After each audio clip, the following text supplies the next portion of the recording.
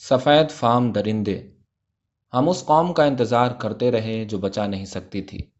انہوں نے ہمارے پاؤں اس طرح باندھ رکھے ہیں کہ ہم نکل نہیں سکتے۔ ہمارا انجام نزدیک ہے، ہماری مدت پوری ہو گئی، ہمارا وقت آ پہنچا، ہمیں کچلنے والے آسمانوں کے عقابوں سے بھی زیادہ تیز ہیں۔ عہد نامہ عتیق، میراث یرمیاہ۔ معلوم ہوتا ہے کہ ان کا انجام بھی نزدیک ہے، ان کی مدت بھی پوری ہو چکی اور ان کا وقت بھی آ ہی گیا۔ وہ زمانہ شاید بہت ہی قریب ہے جب انسانیت کے سینے میں شگاف ڈالنے والے سفید فام وحشی، جنوبی افریقہ میں تہذیب کا قتل عام کرنے والے سیاہ کار درندے قوموں کے درمیان اپنی ہلاکت کا نوحہ کریں گے۔ جنوبی افریقہ میں جو کچھ ہوا اور ہو رہا ہے، اس نے انسان کے تہذیبی وقار کو خاک میں ملا دیا ہے۔ ذرا سوچئے تو صحیح کہ 20ویں صدی میں دنیا کے بعض حکمران اور شہزادے یہ فرمان صادر کر رہے ہیں کہ فلاں نسل پست ہے اور حقیر ہے اور فلاں گروہ عظیم اور عزیز۔ معلوم نہیں کہ انہیں غاروں سے باہر نکلنے اور شہروں میں داخل ہونے کی اجازت کس نے دی، اور اب ہم سن رہے ہیں کہ انہوں نے جنوبی افریقہ کے باشندوں سے انسان ہونے کا اعزاز بھی چھین لیا ہے، اور گویا وہ جانوروں کو تہذیب سکھانے کا مشہور عالم فرض انجام دے رہے ہیں۔ ہم ضمناً یہ بھی واضح کر دیں کہ قوموں کو تہذیب سکھانے کا یہ احمقانہ نعرہ اب کافی پرانا ہو چکا ہے۔ نسلی امتیاز پسندی کا یہ بیہودہ اور جاہلانہ خبط شریف انسانیت کے لیے ناقابل برداشت ہے۔ افسوس کہ نسلی غرور کے اس پاگل پن نے بعض مہذب ترین ملکوں سے تقویت حاصل کی ہے۔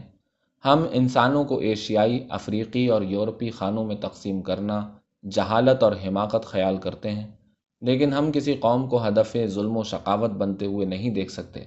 آپ نے سنا ہوگا کہ جنوبی افریقہ کے سفید فام حکمرانوں نے وہاں کے اصل باشندوں پر کتنا عجیب و غریب قانون عائد کیا ہے۔ کتنا عجیب ہے یہ قانون کہ ملک کے حقیقی مالک شناخت نامے کے بغیر ایک قدم بھی اپنے گھروں سے باہر نہیں نکال سکتے۔ شناخت نامہ موجود نہ ہونے کی صورت میں پولیس انہیں پکڑ کر جیل میں ڈال دیتی ہے یا پھر جرمانہ وصول کیا جاتا ہے۔ اس طرح ان کا وطن ان کے لیے زنجیر خانہ حادثات ہو کر رہ گیا ہے۔ اس صورتحال کے خلاف وہاں کے حریت پسند عوام نے جو تحریک شروع کی ہے، اس کی کامیابی پر دراصل تمام انسانوں کا وقار منحصر ہے۔ انہیں لوٹا جا رہا ہے، ان پر زندگی حرام کر دی گئی ہے، لیکن تاریخ کے فیصلے نہیں بدلا کرتے۔ مستقبل اپنی عظیم مشیت کو منوا کر رہے گا۔ ممکن ہے کہ وقتی طور پر آزادی کی روح کو کچل دیا جائے، مگر کب تک؟ یہ عہد اقتدار پسند قوموں کی استعمار پسندانہ بربریت اور بدمعاشی کے لیے قطعاً ناسازگار ہے۔ جنوبی افریقہ کے بدمعاش اور جرائم پیشہ حکمرانوں کی اس بد تہذیبی، کمینگی اور درندگی نے دنیا میں نفرت اور غیظ و غضب کی لہر دوڑا دی ہے۔ ہم لندن کے ان شریف اور انسانیت دوست انسانوں کا ذکر کرتے ہوئے فخر محسوس کرتے ہیں جنہوں نے نسلی تعصب کے خلاف پرزور احتجاج کیا ہے۔ ہم عالمی اداروں سے سفارش کریں گے کہ وہ اپنی تہذیبی اور سیاسی تنظیموں سے مجرموں کے اس ذلیل گروہ کو نکال دیں۔ یہ غنڈے قطعاً اس قابل نہیں کہ انہیں انسانوں کے برابر بیٹھنے کی اجازت دی جائے۔ جنوبی افریقہ کے عوام کا مطالبہ اب صرف یہی نہیں کہ غاصب حکومت اپنے ذلیل قانون میں ترمیم کرے، اب تو مکمل آزادی کا سوال ہے، حق کا مطالبہ ہے۔ جمہوریت پسند قوموں کا فرض ہے کہ وہ انہیں ان کا حق دلائیں۔ جنوبی افریقہ کی یہ ذلیل حکومت دولت مشترکہ کی رکن ہے۔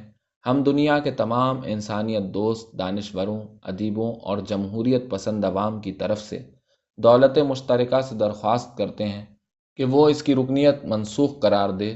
اقوام عالم کو کم از کم ایک قدر پر تو متفق ہونا ہی چاہیے، اور وہ قدر انسانیت ہے۔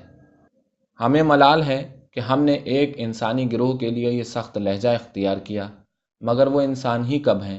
ان کی وحشیانہ حرکات جامع انسانیت کے لیے سب سے بڑا خطرہ ہیں۔ یہاں ہمیں ان مسکین اور مظلوم قوموں سے بھی کچھ کہنا ہے جنہیں یہ تہمتیں اور گالیاں سننا اور سہنا پڑتی ہیں۔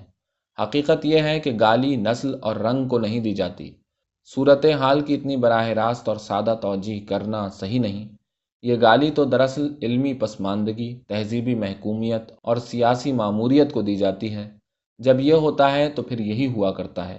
مختلف سماجوں اور ثقافتوں کے درمیان توازن کا ناپید ہو جانا تاریخ کا سب سے بڑا فتنہ ہے۔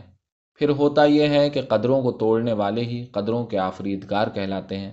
کیا کوئی سفید فام قوم ان غیر مغربی اقوام کو نسل کا یہ طعنہ دینے کی جرت کر سکتی ہے جو سائنسی اور سیاسی طور پر ہمت شکن قوتوں کے مالک ہیں، کیا یہ ممکن ہے؟ مئی سن 1960